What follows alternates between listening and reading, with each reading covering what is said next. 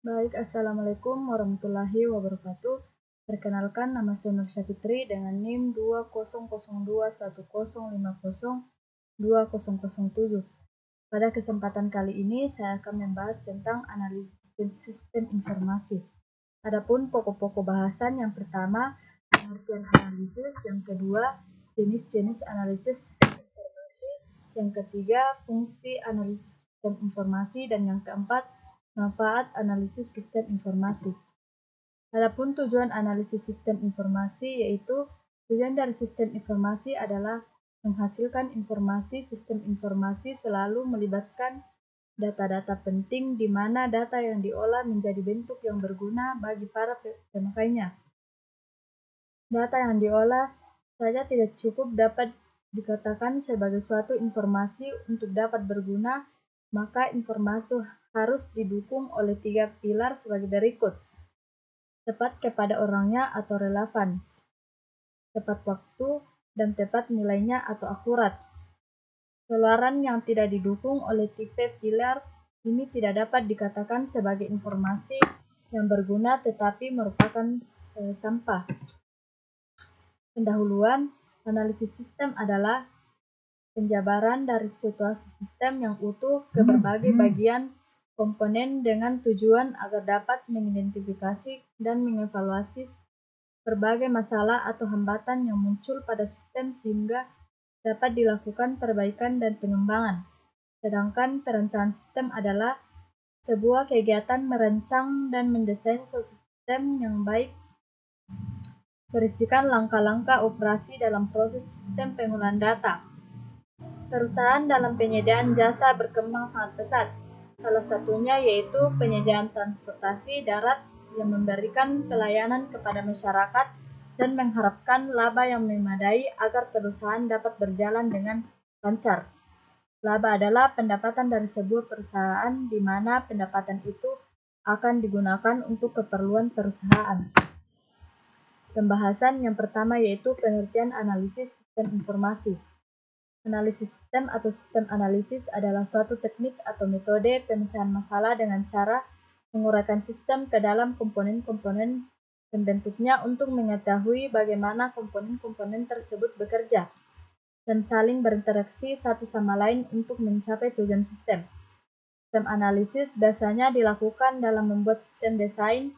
Sistem desain adalah salah satu langkah dalam teknik pemecahan masalah di mana komponen-komponen pembentuk sistem digabungkan sehingga membentuk satu kesatuan sistem yang utuh. Hasil dari sistem desain merupakan gambaran sistem yang sudah diperbaiki. Teknik dari sistem desain ini meliputi proses penambahan, penghilangan, dan pengubahan komponen-komponen dari sistem semula. Yang kedua, jenis-jenis analisis sistem informasi. Yang pertama, analisis deskriptif, yaitu menggambarkan data yang diperoleh dengan apa adanya menggunakan satuan variabel umum dalam statistik, seperti mean atau rata-rata, median atau nilai tengah, modus atau nilai paling sering muncul, dan standar deviasi atau ukuran keragaman data. Yang kedua, analisis komparatif, yaitu teknik analisis perbandingan baik antara satu tema dengan tema lainnya, maupun beberapa tema pada kelompok-kelompok subjek yang berbeda. Analisis ini dapat menemukan persamaan dan perbedaan antara beberapa hal yang diperbandingkan. Yang ketiga, analisis korelasi, yaitu kebalikan dari analisis komparatif. Analisis korelasi mencapai keterkaitan antara beberapa tema yang berbeda. Tema-tema berbeda tersebut tidak pernah diuji atau dibuktikan sebelumnya. Yang keempat, analisis kausalitas atau juga bersifat menemukan keterkaitan, namun jenis analisis satu ini lebih mengkhususkan pencarian informasi tentang bagaimana hubungan antara setiap tema dapat saling memengaruhi satu sama lain. Dan yang ketiga, fungsi analisis sistem informasi. Yang pertama, adapun beberapa fungsi analisis sistem yang diantaranya yaitu kita dapat mengidentifikasikan berbagai macam masalah dari pemakai. Yang kedua, kita akan menentukan secara jelas mengenai akan sasaran yang harus dicatat untuk dapat memenuhi kebutuhan user. Yang ketiga, dapat memilih metode alternatif dalam akan memecahkan masalah pada sistem. Yang keempat, dapat merencanakan atau menerapkan rencana sistem sesuai dengan apa yang diinginkan user. Yang keempat, manfaat analisis sistem informasi.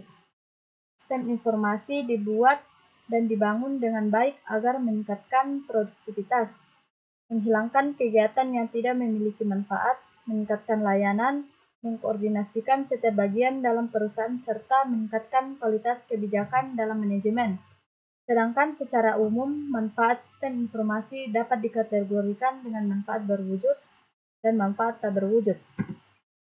Terima kasih, itulah tadi presentasi dari saya. Mohon maaf bila ada kesalahan. Assalamualaikum warahmatullahi wabarakatuh.